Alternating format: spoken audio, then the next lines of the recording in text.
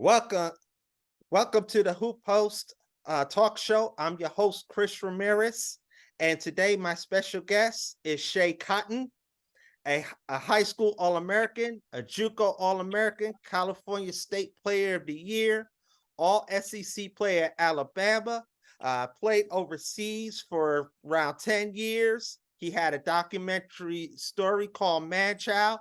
Today, he's doing a lot of speaking engagements with his clinics. Definitely, Schea, we welcome to the show and sharing your journey with us. Thank you for having me, Chris. Yes. And the first thing I want to do is say, what got you interested in playing basketball?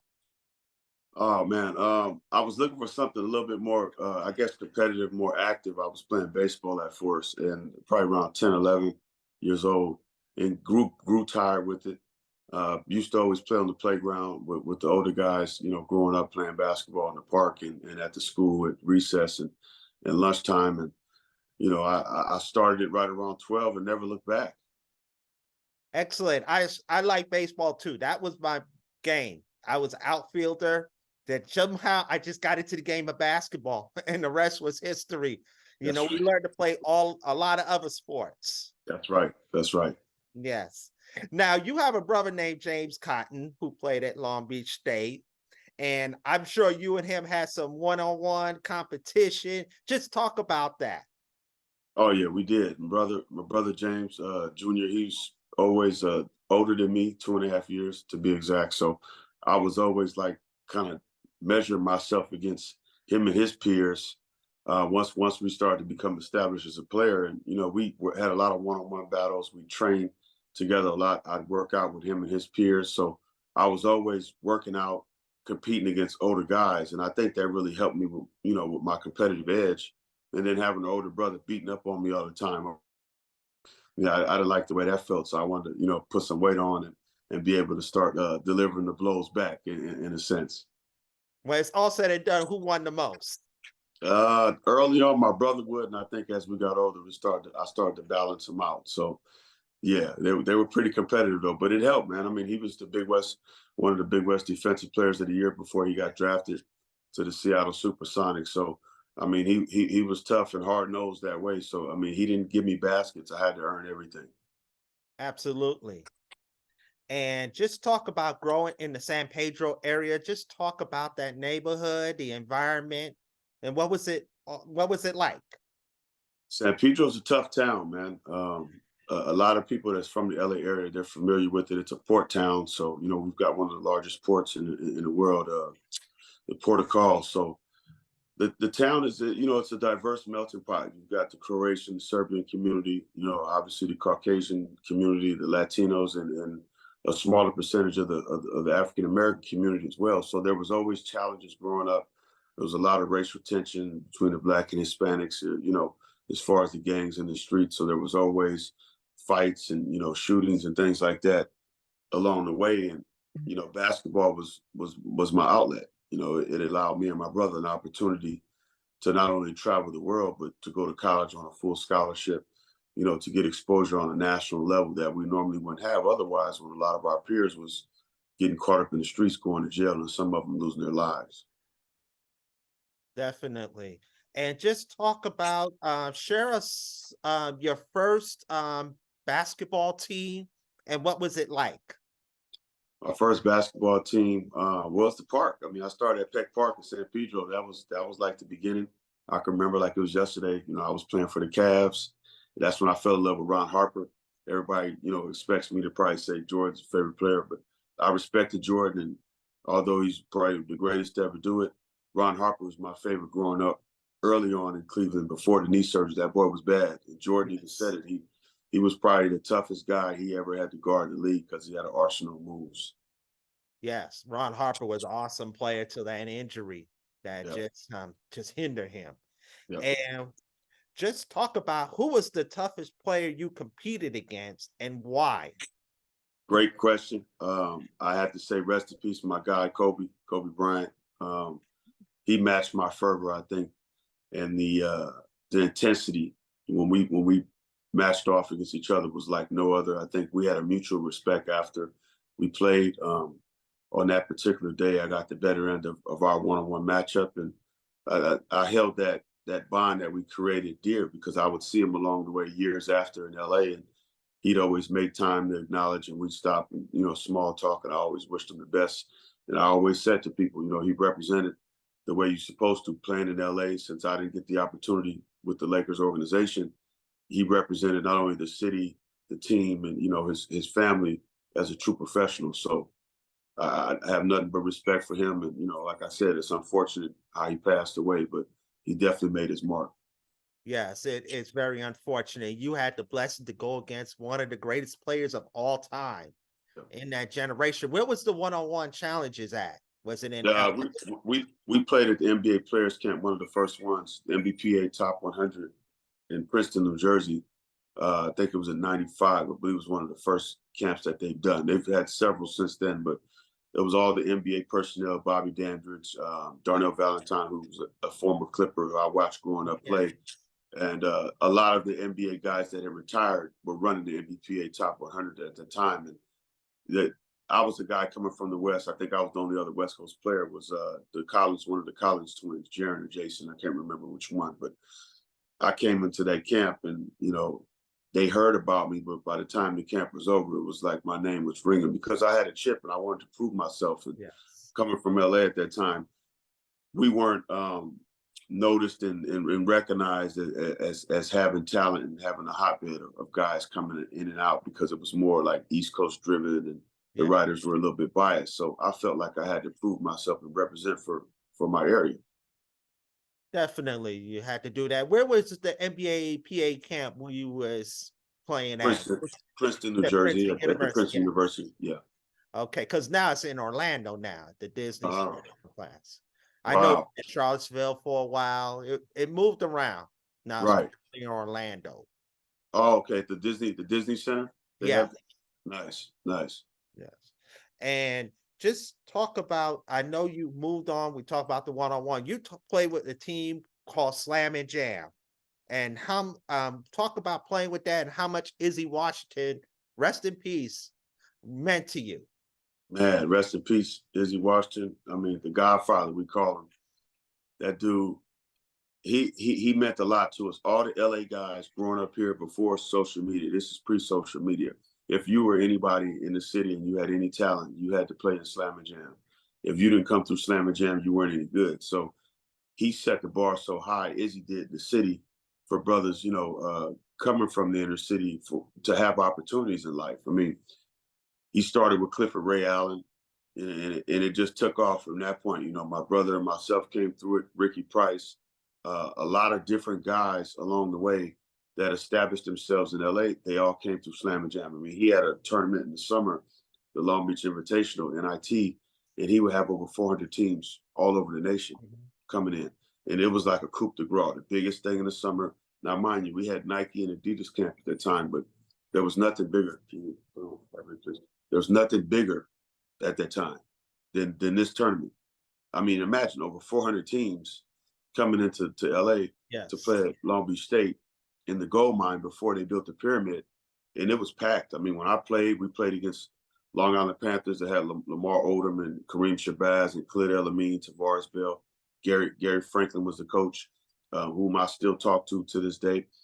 And we had battles. I mean, this is when Pac and Biggie was going back and forth. So there was big East-West tension, and you could feel it. It was so thick. Yes. It was in the air. Yeah, I think it was something with our intensity at that time too. The players appreciated the game a lot more, I think. So we laid it on the line. I think we played a lot harder and we appreciated the opportunity because we knew how difficult it was to even get on that platform. Definitely. And just talking about that, Izzy Washington, I never got to meet him. I heard a lot about him till after his passing. And I know he was one of those, the Godfather. It was back in the 80s and 90s, he became more of an impact in the LA community, correct? Correct. Yeah. Yeah. This was We had to watch summer games, which was big in the summer. A lot of guys played in, but when Slam and Jam came into the fold, it just took off because everybody in the city literally was playing on a team. And then when you have tournaments, I mean, you just see so much talent, week in and week out, just going against different kids from around the city.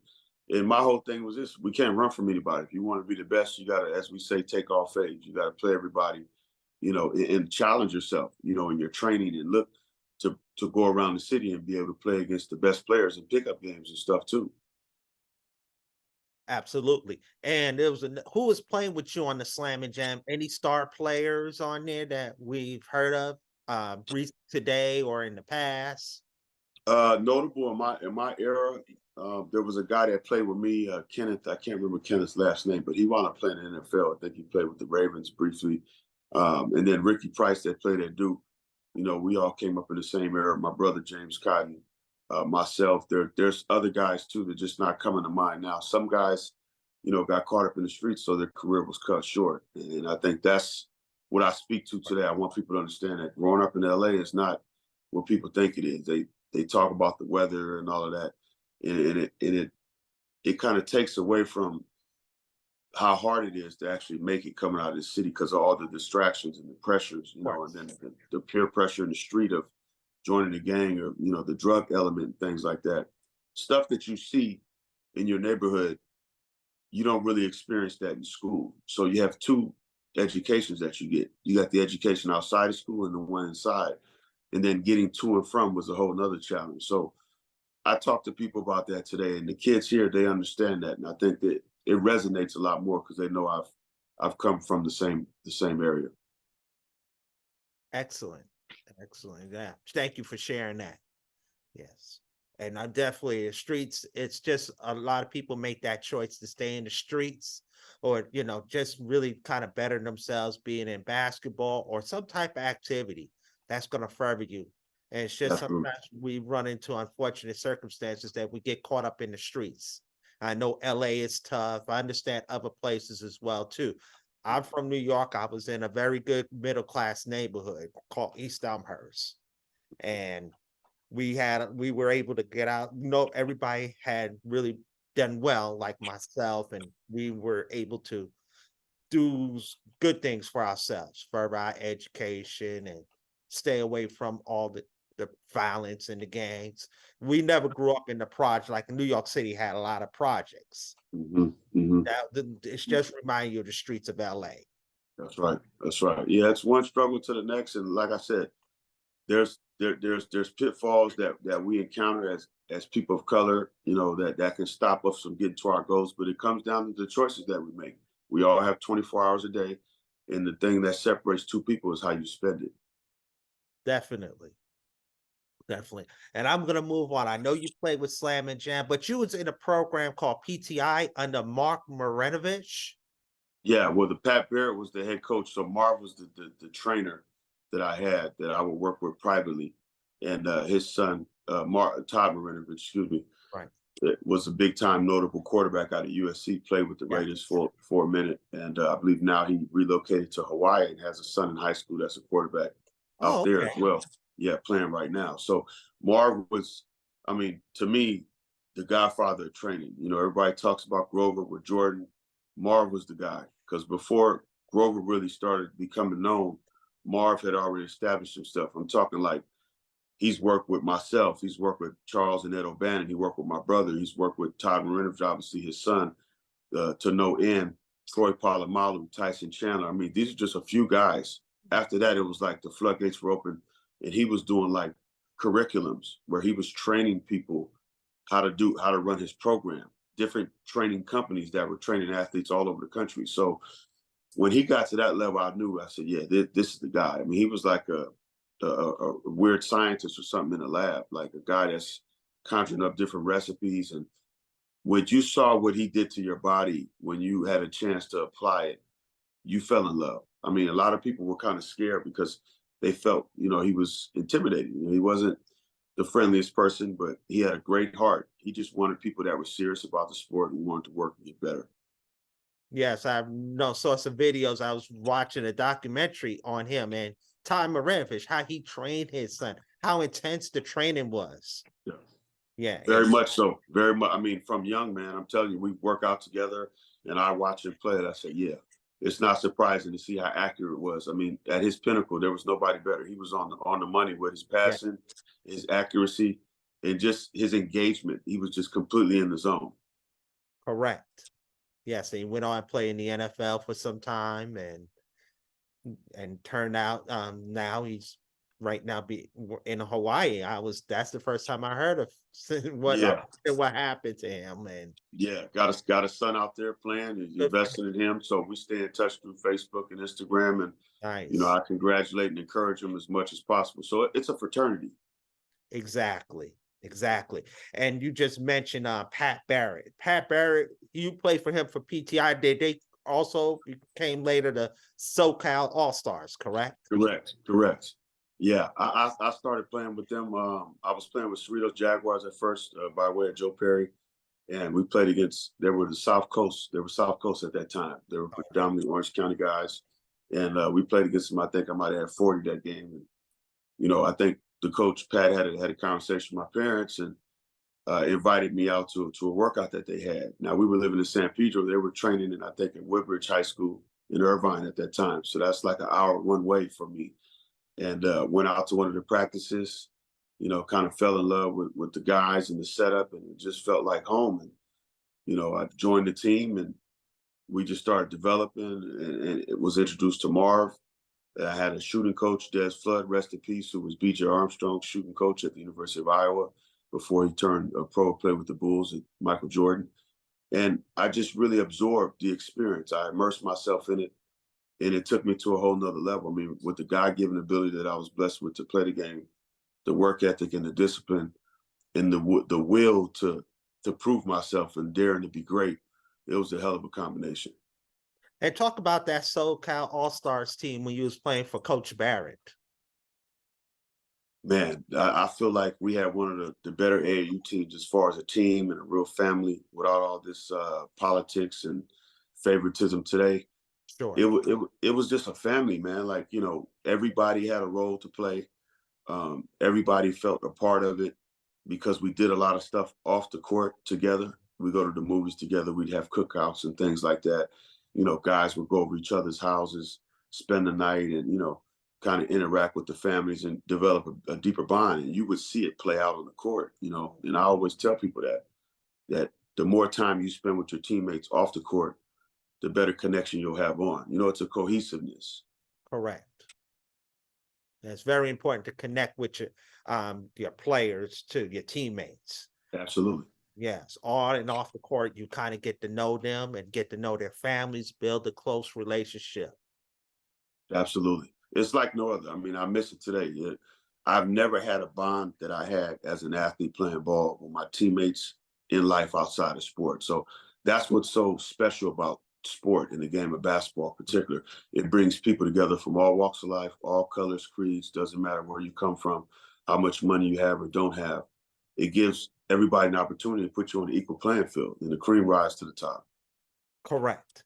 And talk about who's on the SoCal All-Stars team. Who was your teammates? Kenny Bruner played at Georgetown by Yeah, way of Fresno State. It's my guy. He lives in Australia now. Jason Thomas, who went to Dominguez, I think he played at UNLV. He was a two-sport football, basketball yeah, guy. Chris Burgess played at Duke, finished at Utah, I believe. Jason Hart, who went to Syracuse in the New York area, played in the NBA well over 10 years, who's a G League coach right now, doing very well. His younger son, Jay Jr. is at Long Beach State as we speak. So several guys. Chris Owens was one of the players out of Texas. That's when we were able to have one or two players from other states at that time who wound up playing in the league, I believe, with the Memphis Grizzlies, with the college of Texas Longhorns. And we had a really solid squad, but I was the ringleader of that. In the era before social media, and the exploitation was at an all-time high. So I wasn't being monetized with the NILs like you see kids Yeah. today. And it's funny because people come up to me and they say, "Man, could you imagine if the NIL was around when you were playing? You would have broke the internet, with the valuation." I mean, if Bronny's getting 7.2 or 3 million, Yes. whatever the valuation is, it would have been double that because the stuff that I was doing, I've never seen nobody do still today. I mean, the only thing remotely close from a freakish athletic standpoint would be Zion Williamson, but he didn't have my guard ability. See, he couldn't handle and shoot the way I could. So everybody sees him and they're like, "Wow, Yeah. a phenomenon," because for him to do what he's doing at his size is unreal. Yes. I even am blown by it. I mean, he's almost 300 pounds doing what he's doing. I'm like, man, if he Yes. actually gets in shape and gets that mid range, he's gonna be deadly. You know, they can't stop him around the basket. So Yeah, exactly. you develop that shot, forget about it. Correct. Yes, exactly. And just talk about you at the time you was playing at, well, you're a sophomore in high school. Correct. Yeah. Yeah, around that time. Yeah, I was a sophomore. I think I was touted as one of the top players in the country at that time. Sports Illustrated had did a story, a special on me, 4 or 5 page layout in the Viva Brazil edition when Brazil won the World Cup. And this is pre-social media. Once again, there was nothing bigger than Sports Illustrated. I Yes. want people to really understand what that means. Like, it's hard today with all the lewdness of the mass media with social media. People are becoming discovered overnight, but that's a positive and a negative, because Yeah. if you're not really good enough, when you get tested, you're going to get exposed. So I tell people, be careful of the exposure. Make sure you're ready for what comes after that, because the real work isn't getting there, it's staying there once you get to the top. Correct. Yes. And you was in Sports Illustrated. I want to bring that up. How did you get featured on Sports Illustrated? I just think the body of work. I was at Mater Dei at the time, a national powerhouse, still today, perennial powerhouse. My coach, Garrett McKnight, we have a great relationship. One of the winningest coaches. He's probably going to go down as probably the winningest coach in high school history when he's done in the next 3 or 4 years. And I think it was just more of the times, the talent, and then the application. They could rely on me. I came to work, I put my hard hat on and did what I could to help my team win games. That was my biggest thing. I wanted to compete, win as many games as possible, and do things on the floor that couldn't be emulated. Of course. Yes. And then even so with you being Sports Illustrated, you played in the open run at UCLA too. And Correct. talk about the open run at UCLA. Oh man, it was unreal. You kidding me? I was like 15 playing with Magic in the Showtime era. I mean, going against Grant Hill in his prime, playing against Eddie Jones, and getting a chance to line it up and play next to Kenny Anderson, a New York City legend, a Yeah. friend of mine as well. Uh, Everybody was in the gym, but these are all pros, all NBA guys. I'm the only high school guy, the only high school player in the gym with all these pros. So that meant a lot to me at that time, and I knew, okay, I've arrived. I just got to keep carving my niche, because if I'm running alongside Magic playing with him, I mean, I know I'm on my way, because there's no other high school player in the gym. And when I would walk in the gym, he's like, Magic is calling out, I got Cotton, ahead of time, letting people know. And then you're not going to challenge Magic. So, it was his run at the end of the day. I mean, the game's on the line, point game, Magic's got the ball, he's going to score. If he's calling foul, Yeah. if he gets the shot off and it doesn't go in, he's calling foul, check ball, and scoring up Yeah. top until he scores. So it was that people knew, it was his run. It was quality. Everybody competed. They got better. And it became an anthem. Guys would come to LA in the summer and they knew you got to go to the UCLA to get them runs in to get better. Exactly. Exactly. And we want to get in. Thank you for sharing that. That was really that's something inspiring. You get to play with Magic. And Yes, nobody sir. a lot of people can't say that. That's right. That's right. Yes. And also want to talk about your journey. You started at St. John Bosco. Then you transferred to Mater Dei. Your freshman year. and you played, what is it, 2 years there, and you transferred back to St. John Bosco. Talk about that journey there. Okay, the Bosco experience. So I came in with Jelani Gardy, who was a senior. He was a McDonald's All-American at that time, under Coach Brian Breslin at St. John Bosco. And I just felt like the timing was off for where my game was and how I was being handled. So I felt it was best to relocate and go to Modern Day, where I had an opportunity and play with some guys that I was familiar with from my club stuff. I knew of Coach McKnight growing up. I'd watch him play. I loved the way Modern Day approached the game and how they handled themselves as professionals. And I just felt like it would have been a better fit. So when I got there, it just felt like home. They welcomed me with open arms, got right to work. You know, we had a really competitive team. I think we lost maybe one or two games that year, like 33-1 or something, 33-2. I believe we lost to Oak Hill in a Christmas tournament where they had Ron Mercer at the Yeah. time, who became a Boston Celtic. I think we lost by maybe 5 points, something like that. And I had over 30 in that game as well. But we had quality matchups, great coaching, and it was just a story tradition. It's an experience like no other. Modern Day is not a normal high school. It's like an institution the way it's ran. And I tell people, it's not for everybody. You know, you have to be driven, Yes. willing to prove yourself, and not not willing to be complacent, because when you become complacent, somebody's going to pass you because it's so competitive. Everybody wants to get there. They're constantly gunning for you. So the timing couldn't have been better. We had a great team. My freshman year, I believe we won CIF. We lost going to state to LA Crenshaw, which was a hell of a battle in the Arrowhead Pond, which is now the Honda Center, in front of about 19,000 people. And this is before high school games were even being televised. So that's Yeah. how big things were at that time around what I was doing. And Modern Day as a whole, the program. I mean, when you think of Southern California basketball, you're thinking of Modern Day. You're thinking of LA Crenshaw, you know, now Sierra Canyon, Corona Centennial, schools like that. But Modern Day has a tradition no matter what. I mean, it's Right. timeless. Exactly. Modern Day is always a powerhouse for basketball, football. It's always going to be, it holds the highest standard. No. Absolutely. And I know I remember watching the game on YouTube when you guys lost to Crenshaw that first year, but you came back and beat Crenshaw the second year. Correct. I don't think no, we didn't. I don't think we played in my second year, but we won state my second year. They it, I think, to the CIF championship that year. They got put out, so Oh, we okay. didn't see them like we did my freshman year. But we played, I want to say, Nogales High School, and then we had to face Clovis West out of Fresno, and we beat both of those teams pretty good, and they advanced to state, where we beat Oakland Fremont at CM, which is the old Golden State Warriors arena. They now play Yeah. in the Chase Arena in San Francisco. But at that time, man, the competition, the competitiveness. I mean, it might have been the last of a golden era at that time, because today's basketball looks much different. Exactly. I can understand that. I can understand that. And you was playing with Miles Simon. Who else were you playing with on at Modern Day? Miles Simon, Kevin Augustine, who went to USC by Okay. way of Nebraska. Miles played at University of Arizona. Sean Jackson, who went to University of Wyoming.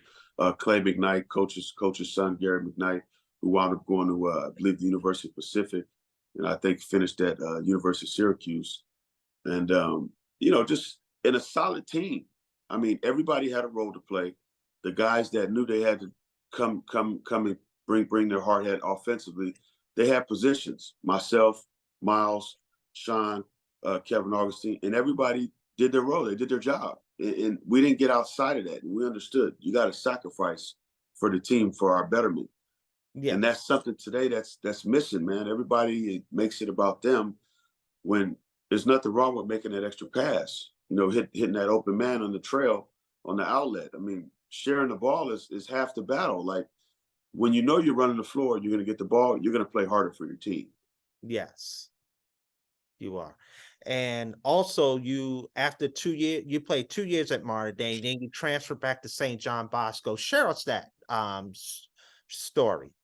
Okay, so 2 years of Modern Day, and when I got ready to become a junior, we were having some hardships financially at home. My father had an LA County construction permit, and we were living in Orange County at the time, so we weren't able to work. so we were feeling it financially. So decided to make the move back to the LA area. Bosco's in Bellflower in LA County, and the timing I think was good for several reasons. And when I got back to Bosco, it was just more like a fresh start. Just wanted to prove myself and show that, I could play. Play, it didn't really matter what school I was at. The talent would prevail. And we had a great junior year. Um, Played with Brian Johnson, Victor Munoz, Joe Sampson, some guys like that, and myself at St. John Bosco. And we competed. We beat St. John's Prospect Hall that year. It became Okay. USA Today top 25. They Yeah. had Nate James, who went to Duke, Wooney Muhammad, who played at Clemson, and some other supporting cast on their team as well. And the timing was good for me. St. John Bosco was all boys. So I was able to just kind of get focused on my schooling and just basketball, you know, it, and unfortunately I suffered an injury my junior summer, so I wasn't able to play my senior year. But had a hell of an experience. Graduated with like a 3.0, and had a really good time and developed a bond with a lot of my classmates whom I still stay in contact with today. Definitely. And then you was gonna go to Long Beach State, Correct. but you decommitted from there because your brother was going into the NBA draft and you reconsider UCLA. Correct. My whole goal initially, I always wanted to play at UCLA. We always said it was the West Coast, North Carolina, the most Yeah. national championships, and the Wizard of Westwood, John Wooden. It was nothing like that in LA. I mean, when you think about basketball in our city at the collegiate level, you think UCLA before anywhere else. So that was the whole goal. So when we got to a point where he said, "Well, I got to leave because things were tough for us at home financially. Got to do what's best for the house." He went hardship, and I had to Yes. reevaluate my commitment. And I said, "Well, I want to go bigger."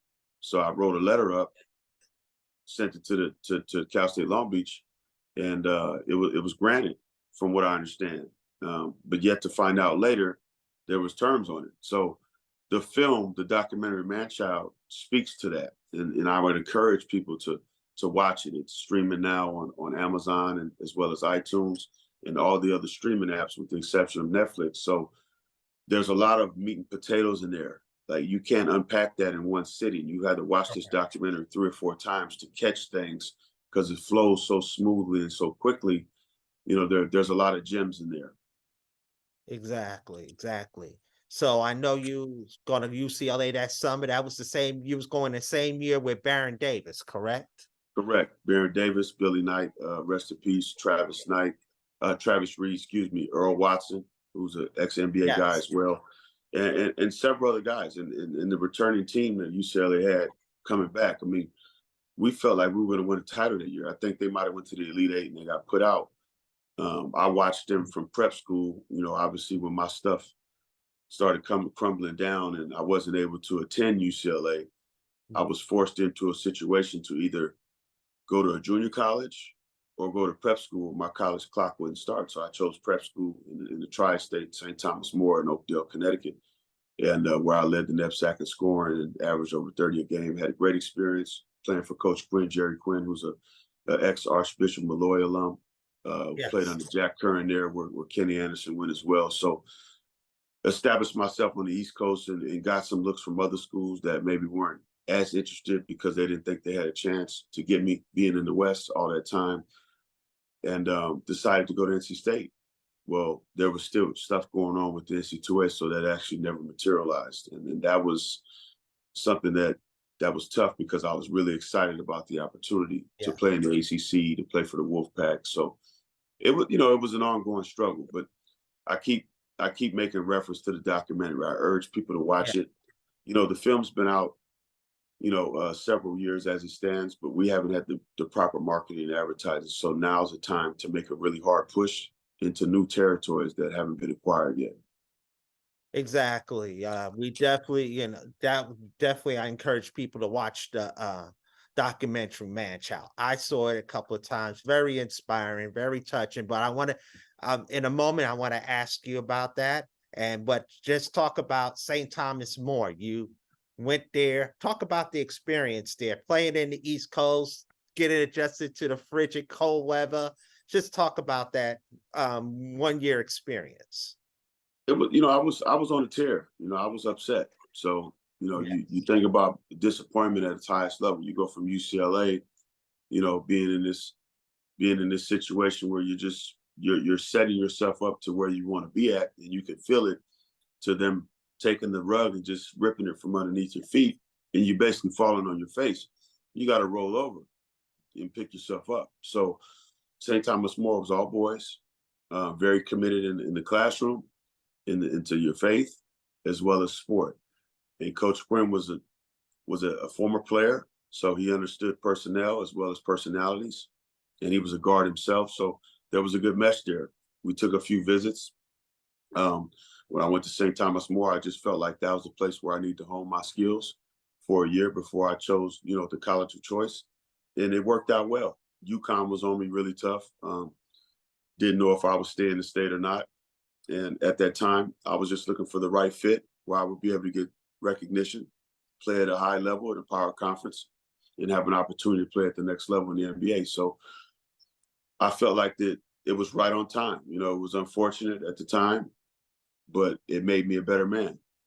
of course, of course. Then you went to JUCO back in Yeah, California, in Long Beach. Was it Long Beach Long Beach Community, City. Long Beach Yep, City College? And Long Beach City College. yes, and I know you was a JUCO All-American. You averaged over 30 points per game, led your team to 33-3 record. Uh, just talk about that year, that 1 year.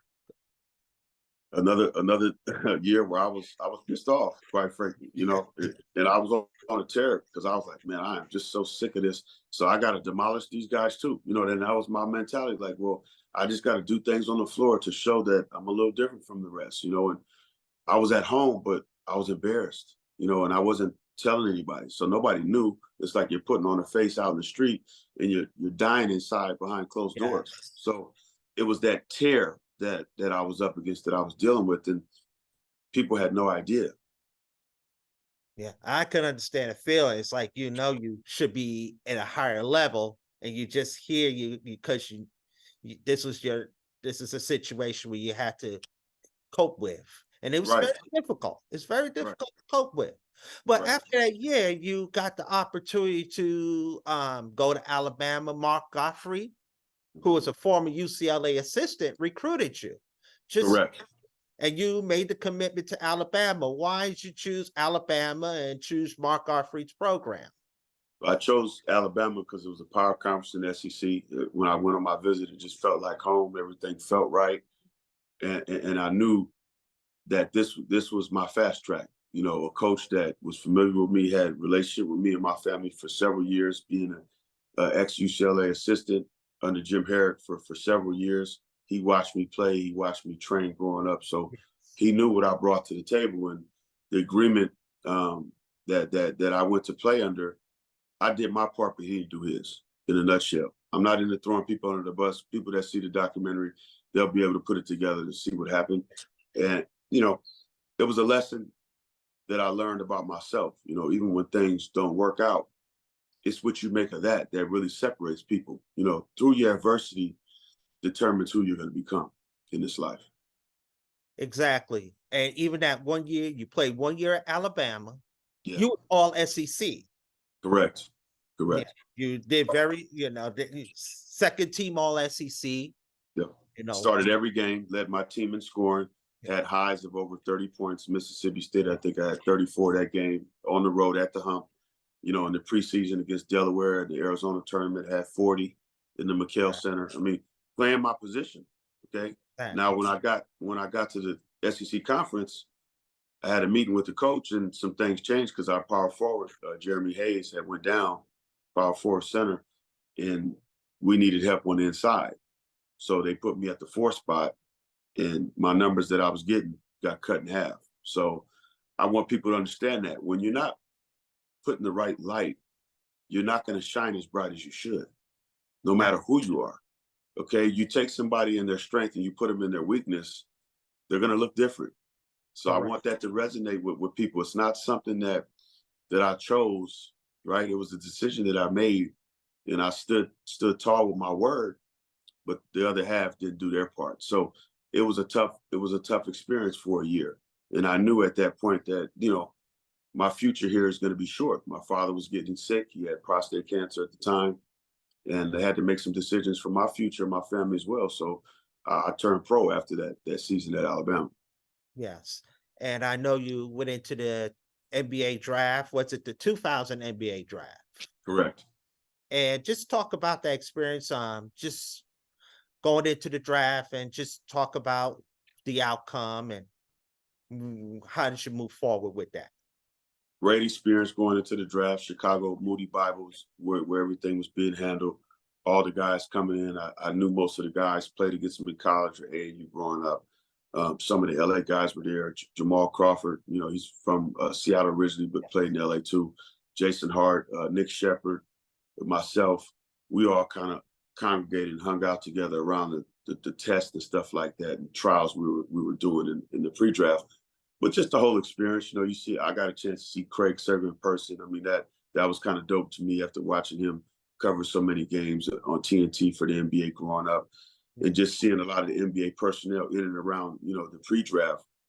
It was like an enigma for me. It was like a kid in a candy store. Like, man, I'm really here. Like had to scratch myself sometime, but something just felt off. And I had my agent at the time. I believe it was Steve Kaufman.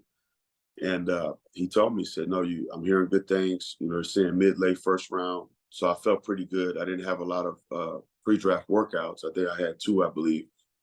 But I was hearing that I'd probably be taken in mid-late first round, potentially Utah, Minnesota, or maybe even the Clippers. So I was excited. And I was going through my workouts, doing all the testing, all the one-on-one drills and the individual stuff. I was passing with flying colors. I had one of the strongest bench presses in the combine next to Justin Love. I think I did 225 like 29 times in a minute or something like that. And then the vertical leap, I think mine was like 40 or 41. So all the one-on-one drills, I was pretty much dominating. So I was really there competing to show people like I can play. Like whatever you didn't see during the season, because I'm playing out of position, let me shore that up right now in these workouts. And that was my whole mentality. Sure. And through that experience, I can't tell you what happened, to be honest, but I know this. Halfway through the NBA pre-draft, I was sitting in my hotel room, and my roommate was in there with me, Nick Shepard. And then Jamal Crawford and Jason Hart came to my room, and Jamal said, man, they top 10. They talking about I'm gonna go number 9 or something like that. I think he went between 7 and 9 that year. And I said, what did you do? We all been doing the same thing. We haven't even started playing yet. Everybody was just getting weighed in, and they're testing your limbs and doing your physicals and stuff. But at that point, I knew. I said, wait a minute, something's going on, because he played like half a season. There was a situation that took place at Michigan, and he sat out for some time. So when he got picked up, I looked at it, I was like, wow, things happen that's out of our control. And a lot of the times it comes down to who we know. So he went on, had a great career. Jamal's a friend of mine. And you just get a chance to see, like, sometimes travesties happen, but once again, it's how we handle our adversity. Yes. And then you went into that draft, the day of the draft, and looking at you was going to be a first round pick. Then I know I can understand the feeling that you're still waiting your name and your name is not calling. Then now you get to the second round and your names just continue not to call. And I know that feeling. Okay, I was going to be a lottery pick. All of a sudden now, your name didn't get called. What was the reaction at that time during that Oh, time? the bottom fell out. You could have bought me for a penny. You think about your body at work, all the Yeah, sweat equity, the blood, everything you put into it, your parents making sacrifices, driving one way for an hour just for yeah, practice, and then you got to come back, and then you got to get home, make sure you ate and get your homework done and get ready for school the next morning. Just all those sacrifices, extra training, the extra reps, the extra 17s, running the sand dunes, all these things that I was doing to prepare myself as an athlete, it just came crashing down. I mean, that yeah, was one of my lowest points. I mean, I cried like a baby. I left my home, walked around my neighborhood for like 30 minutes, and just was trying to decompress what I just experienced yeah, from somebody that, you know, they claim to be one of the best to come out of Los Angeles, to not get an opportunity to show the world on a national scale his talent, that was tough. That was It, tough. it was tough. And did they ask you what set you back? Yeah, I think for me, it was just a disappointment, the embarrassment, that combination, having to show my face again in my city and not run. I was still shaking hands and kissing babies, even when I was getting kicked in the mouth. So whether I was on top or stumbling down to the bottom, my parents always taught me to treat the janitor like the president. And that's Yeah. something that I'm very appreciative of today because, you know, we're remembered partially by, what we did on the floor, but what's sustainable is how you make people feel, Yeah, your personality, your social skills, were you engaging or, were you an idiot to people? I think it goes a lot further than like being a good person. It's great, you know, for people to like you, but it's more important to be nice to others, and extend a hand and help somebody else, open a door for somebody elderly, just do something nice for somebody unexpectedly, right? The element of surprise. I love that, a perfect stranger, you know, buying them a cup of coffee or opening the door for them or something like that. It takes 30 seconds, 45 seconds, yeah, that's all it to, takes. yeah, to do a kind deed. And I think if we had more of that in our world, it'd be a better place. Absolutely. And you know what? Even so you didn't get drafted, but you was got a call from the Orlando Magic. Correct. And Played you in said, summer league with them. Conrad McCray was one of my teammates, a New York yes, guy out of Brooklyn. Rest in peace. yes, rest in Played peace. at Syracuse, McNasty. I I felt like that was one of my better opportunities to make the league. I felt like I was in a position with that team where there was a spot, an opportunity. Conrad had went down in our second practice of a two-a-day right before the summer league started out here at UC Irvine. Yes. And we were running a 17 about 2 hours into a practice. We were finishing up. And I think on the fourth or fifth line, we hit the line and he turned around. He was running right next to me. And it's like he stumbled and just fell almost on his face. And it was like dead weight when he hit the ground. And I knew something was wrong because it's like he didn't even stop, like try to bridge the fall. It was like he was already out. Mm. And they stopped practice. The medical team came in. They tried to revive him on the floor. Never happened. I knew that he had died on that court. And that did something to me. Death will move you, man. It'll move you for better or for worse. It's a humbling experience. It is. Um, I pray for his family that that they have some peace in their heart today.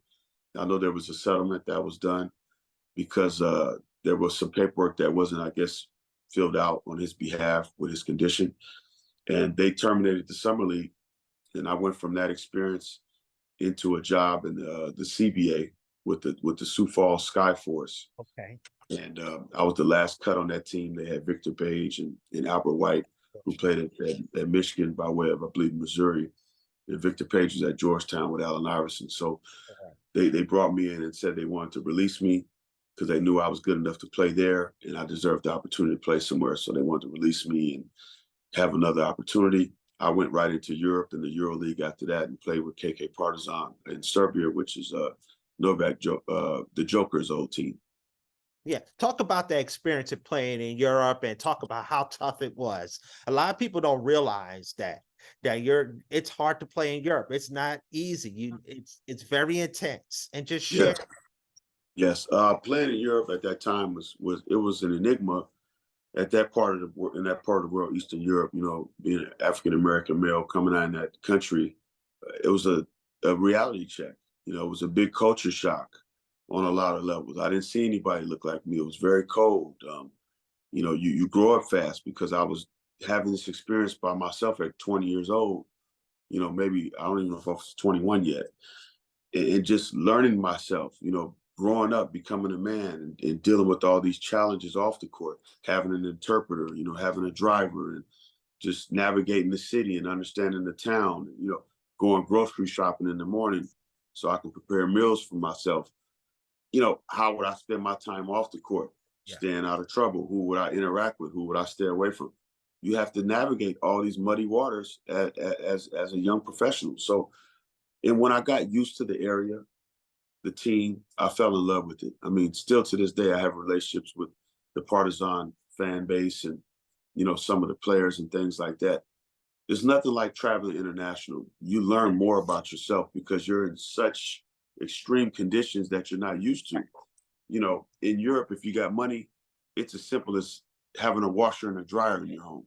You know, things that we take for granted as Americans, they don't even have. So I learned a lot, and I was appreciative being American, going there and then being able to come home and being thankful, grateful for the things that a lot of times we take for granted. Of course. Yes, and that was a great experience. Even so, it's not the NBA, but you get a learning experience in Europe, and a lot of people realize you get taken care of too. Absolutely. The money's good. I played all throughout Europe. It's the second best league in the world. I mean, we're Yeah, traveling to Berlin, Germany. You're going to all the main places in Europe, Paris, France, playing against Paris basket. Alba Berlin in Germany. You go to Greece, you're going to Athens. There's Panathinaikos, different teams, Olympiacos. You've got, different countries represent different teams. In Turkey, you got Efes Pilsen, which is the beer company there. There's Oker, Galatasaray. These are big money, big budget clubs. I mean, some of these players are making $5 million a year tax yeah, free, with the team paying your taxes. So that money's going straight into your account. But if you don't understand the international dynamic of the financial structure when it comes to basketball, a lot of people assume because you didn't make it to the NBA, you're a failure, not knowing that a lot of those guys are making more money than you'll ever make in your work duration. So, absolutely. you know, Yeah, definitely. Also, I caught my attention too. You played with the Harlem Globetrotters for a year. And correct. just share that experience playing with the Globetrotters and who was on that team from 2004 to 2005. I'm trying to remember that team. It's been a while, man. That's okay. Honest, yeah, honestly, I couldn't tell you exactly who was on that team, but it was a show. I mean, playing for the Globetrotters was an experience, Yeah. because I'm used to getting on the court and lacing it up and competing, and you had to learn the show. So Yes. yeah, Yes. that was an experience, but the professionalism was there. Riding on the road and in the coach buses, the RV buses with the team, and just the whole experience. Like, it teaches you how to be a professional when there's a role to play, and when that role is over, then you go back to your normal life. And it was that kind of thing. And on the road, we go out. Teammates would go out to dinner and stuff. We go out to nightclubs, and just build that bond and that camaraderie. Because, like I said, it was like a traveling show, and everybody knew about it. You come to town, everybody was excited, and it Yes. gave people opportunities to be around the game of basketball, to make some money, develop relationships, and entertain people. Yes. Matter of fact, reason I ask you, I worked with the Globetrotters too for some Okay, time. It was back in the mid 90s. That's why I moved out west. okay. So Chad and them, the family. Sure. I know Chad Groff and Manny Jackson, who was part of the hiring, bringing me on. That's Was right. Manny Jackson owning the team at the time? Was he? He was. He was. Yes. Manny Yes. Jackson, former Harlem Globetrotter himself, and a standout at the University of Illinois. That's right. Look at you, the historian. There you go. I already know. Yes. Also, thank you for sharing that too, Shay. And I wanted to right now get into some of your documentary. And I know you share some of that, but talk about some of the cast who is in the documentary called Man Child. Well, some of the cast that's in the documentary, people the likes of Meta World Peace, Paul Pierce, Baron Davis, Jarrell Wright, Casey Jacobson, Tyson Chandler, just to name a few. Elton Brand, and we can go on and on. Drew Gooden, a lot of the guys in our era, Jarrell Wright. These guys are all LA guys and guys that we played against, growing up, that made the NBA and got blockbuster money. Ultimately, all these guys have made $50 million or more in their NBA career. They speak on their own recognizances in the Man Child documentary, and it's powerful. I mean, some of the stuff that they're sharing the things that I was hearing for the first time when I actually saw the film in its entirety. And I took a step back from myself and said, well, I may not have made the NBA long term, but if I was able to make an impact to the point where these guys would speak on their own recognizances in this particular documentary, and free of charge, and everybody spoke for an hour or more.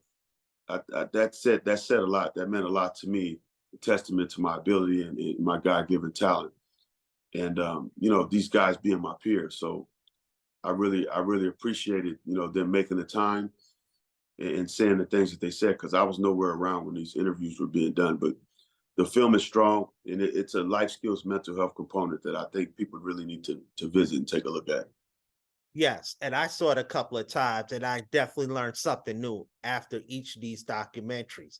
Also, you remember Randy Moss was also in there. Quote me if I'm yes, Correct. he was a Correct. Yes. two-sport athlete too. Yes. Yes. Absolutely. And one of the best to ever do it. I mean, at the Yes, receiver spot, you got Jerry Rice and him in my book. So, as far as the greatest to do it, and he did it effortless.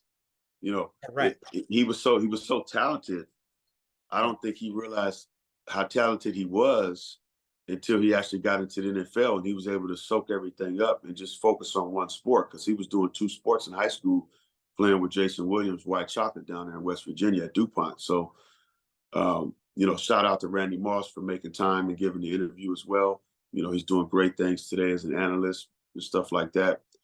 I want people to recognize the body of work, you know, the trials, the successes, the hardships. All of it's a part of life, right? Life happens sometimes and things happen out of our control, but it's having the resilience and the steadfastness to meet your goals no matter what you're faced. exactly. Yes, definitely a great job. A shout out to the producers, the Yeah, production team who did a fine job.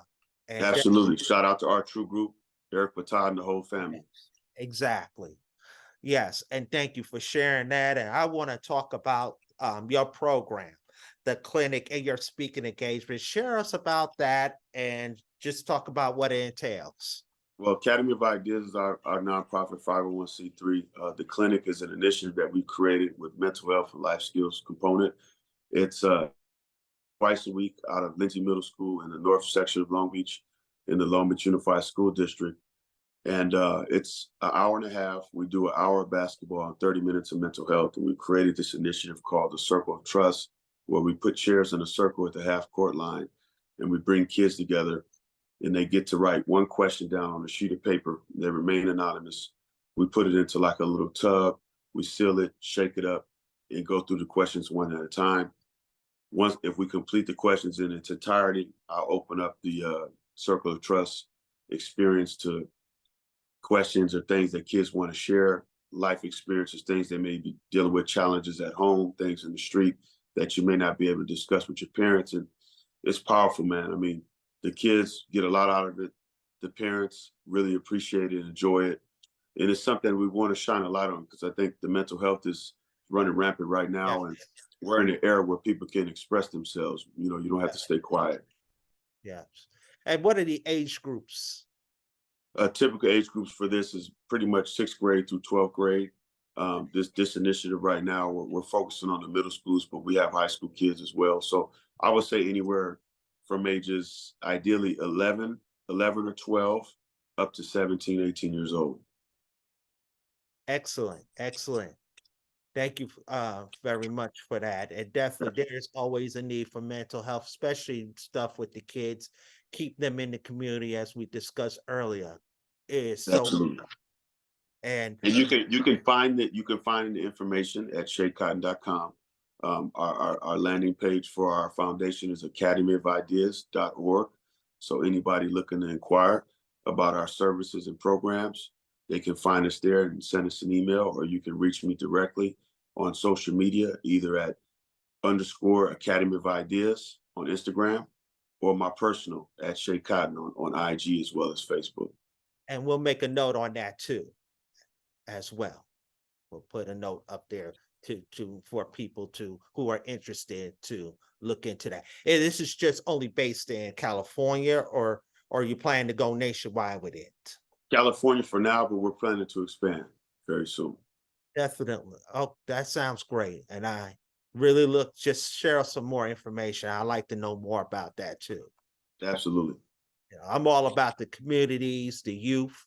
That's where, I really like to reach out to people involved myself too. That we have to, each one teach one. It takes a village to raise a child. My initiative is about my service today to the community and helping the youth of today and tomorrow so they don't have to go through the same pitfalls that I had to face. And where Yeah. they're managed properly, excuse me, through their adolescence into their young adulthood, they're making wise choices so they can be a beacon of light, to the community and to others. Amen. Amen to that. Any other future happenings for yourself or any plans involving the clinic or any speaking engagements? Can you share with us? Yeah, well, I've spoke with the LA Chargers rookie program recently before the season started, so we're going to be doing a lot more speaking engagements here pretty soon, and really marketing the documentary in the new territories. The nonprofit work is going to continue. We'll be returning with sessions of the clinic, ideally sometime in the month of September, at Lindsay Middle School as well. So we're looking for donations and funding for that right now as we speak. There'll be a lot of other speaking engagements that we're doing coming forward. I'm actually working on a book behind the scenes, a memoir of my life. Not tell all, but just peeling layers back on myself where people can dive into the mindset of the man child, so to speak. But kind of how I think and what brought all this about, and kind of where I'm headed, and how I battled all these years in this darkness when people didn't know if I was even still playing basketball or not. I was playing ball in countries that I didn't even really know existed. Excellent. And do you have a time frame from when you're going to release that book? Do you have any plans or what's the goal? Not at the moment, man. The hardest thing for me right now is being still, being able to put those thoughts down in this tape recorder, this video recorder that I have consistently, because there's so much going on. The hardest thing is finding stillness daily. There's always attacks. So whether I'm writing it or I'm just speaking a recorder, that's something that I'm focusing on doing more and more now. And, just stockpiling it and then getting with somebody so they can edit it down, into a full length book experience. That'll be powerful for people. They can glean to in life and get inspiration, and insight and jewels and stuff like that to become better people and help them work through their mental health and experiences in life. Wonderful, wonderful. And just a couple of more things here. I want to ask you this too. I know, thank you for sharing your story, telling us, you know, about your past and what's your future plans. You're doing some big things. Definitely proud to see, smoothing your bumpy roads out, and I know you have a call. You have a call to do something. Absolutely. And it's just getting started. I Eh, retired at 30. I'm 45 today, thank God. And I feel like this second part of my life is just beginning, because it's not about the fame. It's not about the notoriety. It's about the Right. impact, the legacy. So you have to invest in that, and that's investing in the youth. And now is more important than ever with the times we're living in. We got to stay together, and the people that Amen. can help, they got to reach back. Amen. Yeah. And before I let you go, I have to ask you one question. Um, what is the greatest basketball moment you ever witnessed? It doesn't have to be winning a champion. It could be anything, being a player or just witnessing. What is that one great moment you get to witness? The one great moment, 1995 state championship, Mater Dei versus Oakland Fremont, win the state title, become the state player of the year. John Wooden Player of the Year as a sophomore, state of California. Never been done since. With my family, the Mater Dei Monarchs, and my head coach, Gary McKnight. Uh, had never had any experience like that. The brotherhood, the family unit that we had, the timing of it, the climate of our country at that time, and what that meant for California basketball, yeah, nothing can top that. I mean, like I said, Mater Dei is a perennial powerhouse. You know, lifetime Nike deal, lifetime Gatorade deal. Very few schools can say that. And to play for Coach McKnight, you know, that's probably going to go down as one of the best coaches to ever do it in high school basketball. I mean, that was a blessing in itself. That's something that I'll take to my grave. Hey, definitely. Thank you for sharing. Any final thoughts? I dare people to be great, be better than you were yesterday, and believe in yourself when no one else does. Schea, it was really a pleasure having you on here. Thank you for your time. Thank you for sharing your story. It's very inspiring.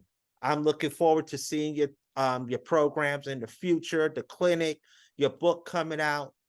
Definitely excited to, look to really follow up on it.